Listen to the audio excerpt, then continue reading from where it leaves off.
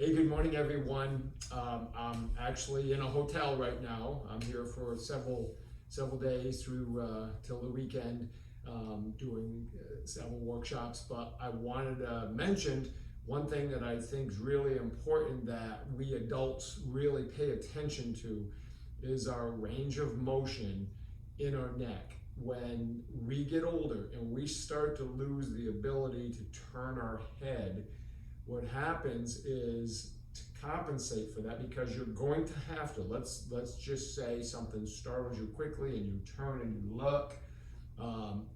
If you're unable to move the cervical spine and you're unable to rotate your head, you're going to have to do more with the entire body. Okay, and it's compensation. If that's what you have to do, that's what you have to do. But why not try to either regain or don't lose the range of motion that you have?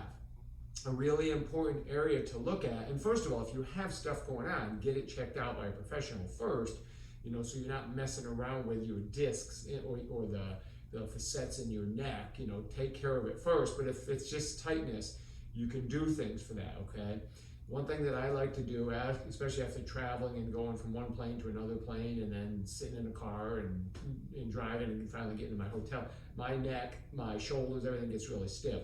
One thing I like to do is I like to take my thumbs and I'll put them right at the base of my head, okay, my skull, right where this really thick muscle on each side of the neck, SCM, or sternocleidomastoid muscle, big muscle. It sticks out. Like if you go like this, you'll see it stick out on you.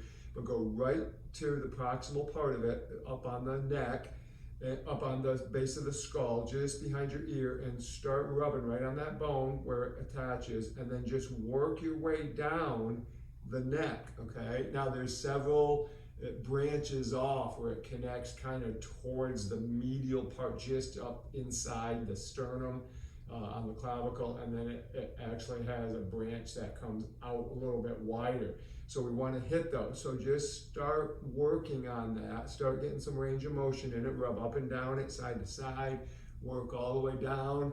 Get it on both sides really good. Okay, again, you can see if I go like this, mine's pretty pronounced. It sticks out.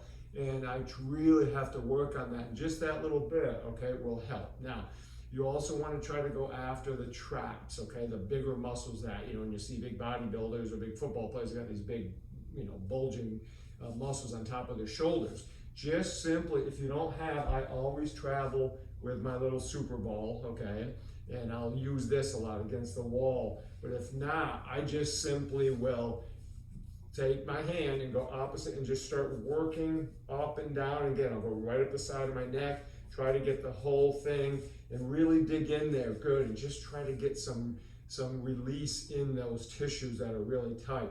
Now, once I've done that, you got to get motion in there, okay? So then that's when I'll start just doing some, whether it's side raises, front raises. I like to go presses, circles, and I'll even do things where, here's my, the bed, the edge of my bed. I'll just put my hands on and I'll just drop down, come back up, turn my palm up, which now starts to get more of my big back muscle, my lats, and that starts to give me some release, all right? And then again, go through range of motion, side to side with your head, easy up and back, be careful, don't hurt your neck, okay? And then side to side, and you can do the same thing from all fours and get that moving, because if you lose your ability to turn your head, and you'll notice, maybe you have some friends, or maybe you have parents or grandparents, and you notice they turn their whole body because they can't turn their neck. That's not only uncomfortable, it's dangerous, okay? We gotta maintain range of motion because we need these eyes to be able to see as much as we can to make sure that we're safe, okay? So hey, we'll see you tomorrow, guys. Enjoy it.